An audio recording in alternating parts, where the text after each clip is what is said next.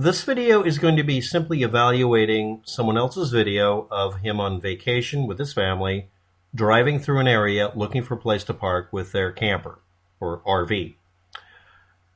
The video does concern a missing person case that's partially resolved because the individual has been found and has not survived. It'll also be about a white van seen in the video at the 1 minute and 50 second mark. I'm very glad that this person uploaded the video so that we can all use it for evaluation. Now, the thing I've neglected doing with the video is trudging through it because it uses a GoPro rather than an appropriately focal-lengthed dash cam, and it doesn't have GPS information on the screen. Get a dash cam, please, ladies and gentlemen. But the point here is that the van is visible at 1 minute and 50 seconds at 43.7757879 by negative 110.4985114. Errors below in the description can be corrected by simply comparing and contrasting it. The possible position at start of the video is a specific location on the map that's indicated. And then going through a first clearing, just about the 11-second mark, where some people are camping on the right, and then right past it, just barely past it at the 21-second mark, you finally get past them and you see two isolated trees.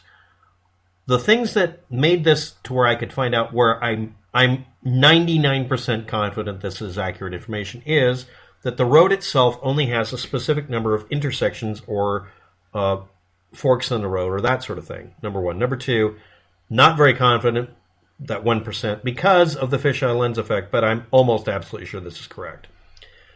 The setting sun at 6 p.m., which is the indicated time, is behind the vehicle. That means they're heading mostly west. So I went from the highway and looked, and then I saw an overhead power line, which wasn't in the video. So I immediately changed my position from that point forward. And then I saw a bunch of things that should have been visible on the left or right from the Google satellite view, which is really just aerial views taken by a high-altitude flying plane.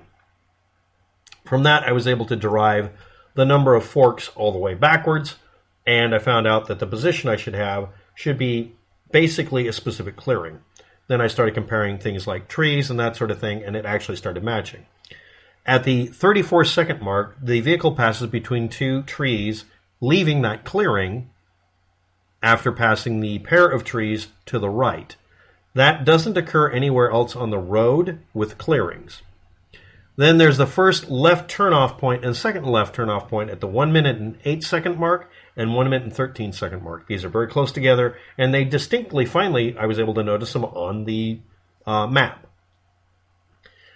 And from there, the van is seen at the 1 minute and 50 second mark on the map, if you were using Google Street View, or more accurately Google Maps, the closest location to be by the river. Now, the location that I used for a Google Street View bubble, which is the only one out there, to try to compare and contrast some of the imaging was that I could confirm at least that I could line it up, and I suspected that I was off by at least 800 feet, plus or minus. I didn't know exactly the direction, and I have to point out, this is not me just making excuses.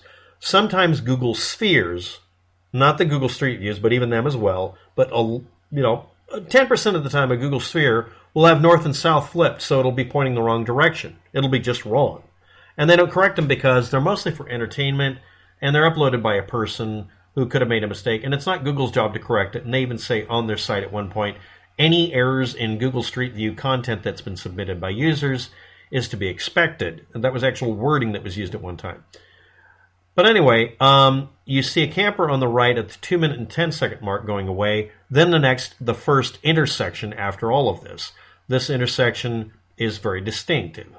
Then a small clearing on the right, then another clearing, and then a roadblock and a tree. Now, that doesn't show up as showing the roadblock, but then again, there's an overhead thing that's missing as well from that intersection that it's supposed to be on the left side. That's what threw me off again. But the roadblock and tree does show as a road that people started taking, and someone went out there and built basically a sawhorse-looking thing as a roadblock right past the tree. Then there's intersection 2 and 3 at the 5 minute 6 second mark and the 5 minute 33 second mark. And that's when they turn around. And by 6 minutes and 9 seconds, they've turned around and are going back the way they came, it looks like, or they could be going some other way. But at that point, they're pointing north by northwest, and that's indicated by the shadows accurately. The trouble with this is that you see an intersection here that looks like a perfectly good spread fork. They take the right fork, and then they come here, and as they're turning, because of the fisheye lens, even though it's almost a completely straight road, it looks bent like that. And the only time you figure out that it's going on is when they back up down here and look at basically a 45-degree angle and see it's scrunched because of the fisheye lens effect of the GoPro. I absolutely freakishly hate GoPro cameras because they distort things so heavily. It's very hard to navigate things this way. Why am I doing this video? I posted the information under the video under the 3 or 4 most replied to comments, so people could go along and maybe correct my errors, or at least have the information. But the van was absolutely, it seems, at that location. And again, it's 43 and some change and 110 and some change, just like every one of these things, but the specific location on the map. And I will include a Google point to where it was probably at. Now, this is based on also observing the plants in the area and then looking down on it from an aerial view, sometimes called the satellite view, and noticing the van's right past where there's a tree cutoff point, and everything else matches. Now, this is done by taking the entire video as a whole and trying to figure out each intersection. Majority of it should be done that way, and then deliberately going through and starting from the beginning and trying to disprove what I thought I saw so that I could make sure that I'm not making a mistake. And that makes me, I'm saying 99% sure.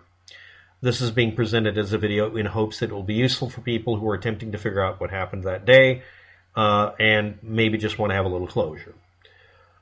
The last part of this, the location where the deceased individual was found has not been absolutely pinned down according to any paperwork. And again, I'm seeing people repositioning the possible location plus or minus a long distance. My guess was based on only being able to get one Google Street View and a set of photos to be able to line up partially. And I acknowledge that I'm probably wrong by, I think I said plus or minus 1,000 feet, which is never something I ever do anything with. But it does the location, even though it's a Google sphere out in the middle of nowhere, and is also, by the way, saying it's in one place when it's absolutely wrong by many, many, many dozens of feet, or hundreds or even thousands of feet. The image does line up, and my best guess was 800 feet west of the location of the Google sphere. Anyway, this will include only a few links that go to Google Maps that point to the van, and each of the intersections will be included because there's only 3 of them. And I guess that's about it. But that's all I've got for the video. It's being provided in hopes that it will help people find the information and be able to work with it. And I hope they catch the bastard that hurt this woman. This is bad. This is... And... Can we learn, let's just do this. Can we learn a lesson that if the boyfriend comes home from a trip and refuses to tell you where the daughter is, where did you see her last? I have a lawyer involved. I'm sorry, but waterboarding is acceptable at this point. Make him tell everybody where she was. Well, I don't want to incriminate myself. That means you're guilty. Immediately, you're not leaving. Immediately, your family is being told, no, we're subpoenaing everything. That's the end of it. Game over. Gloves off. Or should we not bother because you know that she's not alive? This is infuriating. Yes, I know we have a right against self-incrimination. Okay, subpoena everything and grab all his data. Don't let him get away. The man is a fugitive from justice. It's a manhunt. And it wouldn't have been if someone just said, Law and Order TV show, bonk bonk noise. You're the likely suspect and you're being cagey. You're in jail. It doesn't matter. You're just done. We're done with you. Where'd you see her last? What happened? I'm not telling. Then you're not leaving. And you already know eventually we'll find out what happened. You have to bet that somehow, some way, everybody in the countryside trying to find this lady isn't going to make it to where you spend the rest of your life rotting in hell.